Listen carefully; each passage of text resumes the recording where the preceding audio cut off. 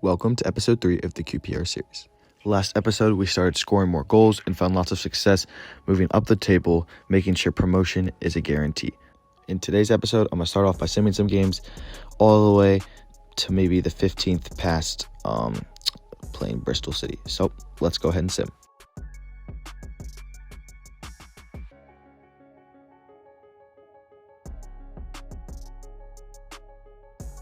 Now, looking at the results, we did lose to Bristol City, beat Oxford, and tied Norwich, so not the greatest results. And then we drew Watford and beat Cardiff City. So honestly, not the greatest sim results, and that definitely did not help us much. One thing I want to ask is you guys drop transfer suggestions for next year, this year. Currently I have no one in the short list. We haven't signed anyone, but I really just do need your suggestions. And even though we don't have a lot of money, I can use them for the future because currently we're sitting on less than $1 million. So we might not be able to make much signings, but I'll try to sneak in a free agent signing eventually. So yeah, just drop your suggestions below. So it looks like Naipan picked up a red card in simmed games, so I'm going to have to sub him out, and this will be Rayberger's big time to kind of step up. And yeah, let's see what he can do because he is showing great potential, I believe. So let's see if he can live up to the footsteps today. Let's see. With every game I play, I'm so impressed by our wingers, especially Pereira, who's really stepped up. His skill and speed is amazing, and he just has so much composure. He keeps adding in the goals.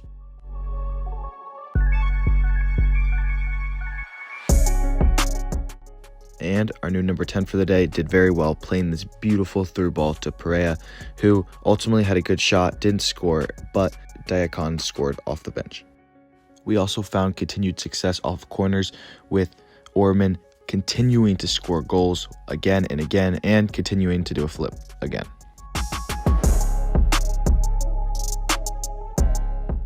After this success on the field, we got our youth scouts back, and hopefully we're looking for some success with this. Looking at our first, we don't have much here, nothing here, although 400k isn't nothing. I can actually consider that. Decent potential, just not good enough, and yeah, also just not good enough. So it looks like it's been a little disappointing. Yeah, these players are like all right. I'll probably just leave them in here and sign them up later if they're good. At 500k is actually a decent player considering a two-star scout. I think I'll end up signing him up. Yeah, I don't know how good he'll be, but for two-star, you can't ask for too much. But yeah, nothing else I got. Lastly, moving on to Spain. Let's see if I can hopefully get it. Oh, this is a decent center back. Not bad. And then, yeah, once again, just the potential is not that good, so they can't really grow. But yeah, Hermida looks very decent. I think I'll probably end up signing him up. Yeah, and I'll let you guys know if I sign the other two players from Japan eventually. But looking at our youth squad, we have lots of players now, mostly quantity over quality. But Hermida looks very decent at 6'3". He's a giant. I do worry a little bit at the potential on the lower side, but I'll probably put him as a ball-playing defender just to get those stats up. For now, put him on development plan and see. A lot of these players you guys might never see, but I'm showing you a little bit of the behind the scenes. Now looking at Carlos Duarte from Brazil, he does have the trickster playstyle, which we love. At 60 overall, his potential is just not very good.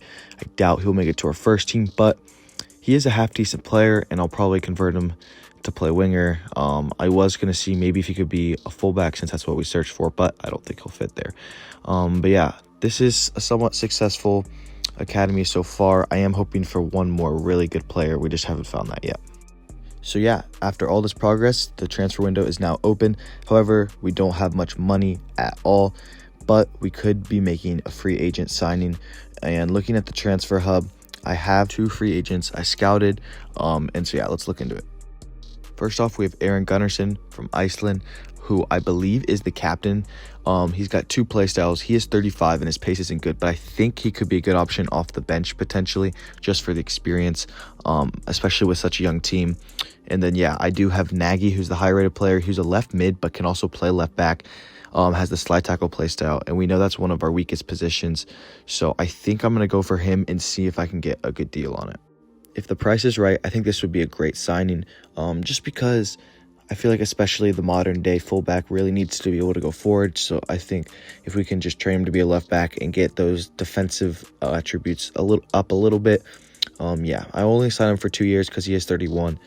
I doubt he'll want to stay longer. Let's see if I can get this wage down. Maybe if I can do 12.5 a year, that'd be perfect. And he says yes. So this will be the first signing of our QPR series. We've just signed our new starting left back, and he's about 8 ratings higher than our previous left back. So this is a big upgrade, especially as we want to work our way into the Premier League. I think this is just a huge signing. It was for free, and then although we are low on money, I got him on a cheap enough wage. I think this is a really good signing. Let me know below in the comments if you like this, if you don't, or any recommendations for the future. But yeah, I think for free, we can't really go wrong here. A decent player and add some experience. Now, looking at our team, I'll probably have to move right to the bench. And yeah, I'll put in Nagy for him, who will probably be our starting left back. And yeah, I think I'll end up having to sell Richards here. But looking at our team, it looks so much better with a 73 overall left back. He is -1 right now, but that will change.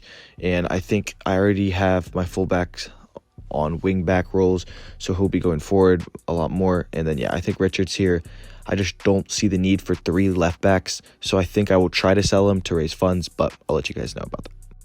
Getting back into some games, we kept finding some success, especially from Naipan, who had really been stepping his game up ever since the first episode.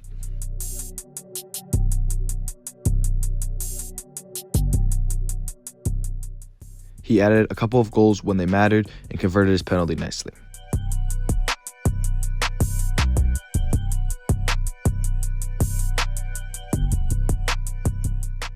We were also able to give Saluwu some more time off the bench, and he delivered a beautiful assist to Asula, our backup striker, for a nice goal. Lemperle is definitely the better player and the best striker, but Asula is a lot more direct and less of a build-up striker, so against certain opponents, I realized he was very good.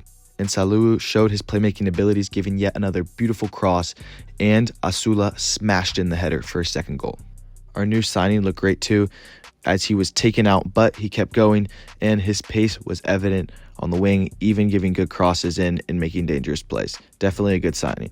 Now we officially have our last scouting reports before we send out scouts to different countries. So first of all, let's look at the Japan report and see what we got.